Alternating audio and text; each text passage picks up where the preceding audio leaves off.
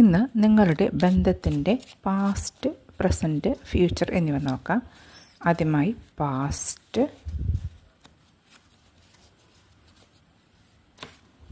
ഇപ്പോഴത്തെ situation present and future. ഇനി നമുക്ക് ഓരോ കാർഡായി എന്താ പറയണമെന്ന് നോക്കാം. ആദ്യമായി പാസ്റ്റ്. നൈറ്റ് ഓഫ് വാൻഡിൻ്റെ എനർജിയാണ് ലഭിച്ചിരിക്കുന്നത്. വളരെയധികം അഡ്വഞ്ചറസ് ആയിട്ടുള്ള ഒരു പാഷനേറ്റ് ബന്ധമായിരുന്നു നിങ്ങളുടേത്. നിങ്ങൾ മുൻപിൻ ചിന്തിക്കാതെ പരസ്പരമുള്ള ആകർഷണത്താൽ ബന്ധിക്കപ്പെട്ട് ഒരുപാട് സന്തോഷങ്ങളിൽ കൂടി കടന്നുപോയിട്ടുണ്ടായിരുന്നു. പല തടസ്സങ്ങളും പുഞ്ചിരിയോടുകൂടി നിങ്ങൾ സർവൈവ് ചെയ്തിരുന്നു.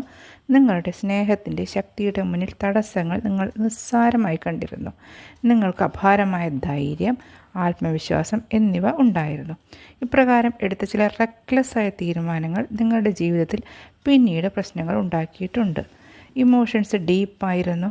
ചിലർക്ക് ആശയങ്ങളുടെ പേരിൽ ചില കോൺഫ്ലിക്റ്റ് ഉണ്ടായിരുന്നു. ഇപ്പോഴത്തെ സിറ്റുവേഷൻ കാണിക്കുന്നത് നിങ്ങളോ നിങ്ങളുടെ വ്യക്തിയോ മറ്റേയാളെ മാനിപ്പുലേറ്റ് ചെയ്യാൻ ശ്രമിക്കുന്നുണ്ട്. നിങ്ങളുടെ വ്യക്തിക്ക് ചില ഹിഡൻ അജണ്ട ഉണ്ടാവാൻ സാധ്യതയുണ്ട്. അവർ അവരുടെ യഥാർത്ഥ ഇൻറ്റൻഷൻ നിങ്ങളിൽ നിന്ന് മറയ്ക്കുന്നുണ്ട്. മറ്റൊരാളെ, നിങ്ങളോ നിങ്ങളുടെ വ്യക്തിയോ മറ്റൊരാളെ കൺട്രോൾ ചെയ്യാൻ നന്നായി ശ്രമിക്കുന്നുണ്ട്. നിങ്ങളുടെ ബന്ധത്തിൽ ചില ട്രസ്റ്റ് ഇഷ്യൂസ് ഉടലെടുക്കുന്നുണ്ട്. ഒരാൾ സത്യം മറച്ചു വയ്ക്കുന്നുണ്ട്. ചിലർ പാർട്ട്നേഴ്സിനെ ചീറ്റ് ചെയ്യുന്നതായും കാണുന്നുണ്ട്. പരസ്പരമുള്ള കമ്മ്യൂണിക്കേഷൻ കുറവാണ്. അത് കൂടുതൽ പ്രശ്നങ്ങളിലേക്ക് നയിക്കും. ബന്ധത്തിലൊരു പവർ സ്ട്രഗിൾ അല്ലെങ്കിൽ കോമ്പറ്റീഷൻ ഉണ്ടാകുന്നുണ്ട്. നിങ്ങളുടെ ബന്ധത്തിൻ്റെ ഭാവി എന്താണെന്ന് നോക്കാം.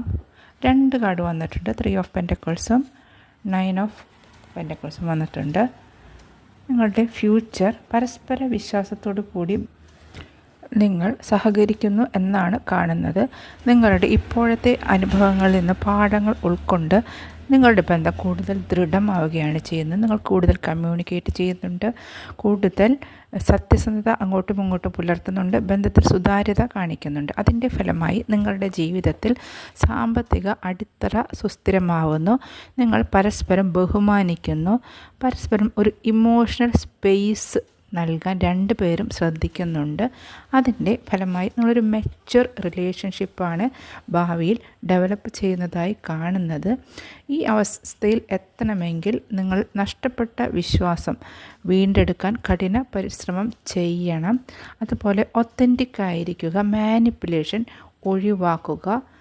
ഇത്രയും ചെയ്തു കഴിഞ്ഞാൽ നിങ്ങളുടെ ഇപ്പോഴത്തെ അവസ്ഥയിൽ നിന്ന് നിങ്ങൾക്ക് വാഗ്ദാനം ചെയ്യപ്പെട്ട ഫ്യൂച്ചറിലേക്ക് വളരെ എളുപ്പത്തിൽ എത്തിച്ചേരാൻ സാധിക്കും.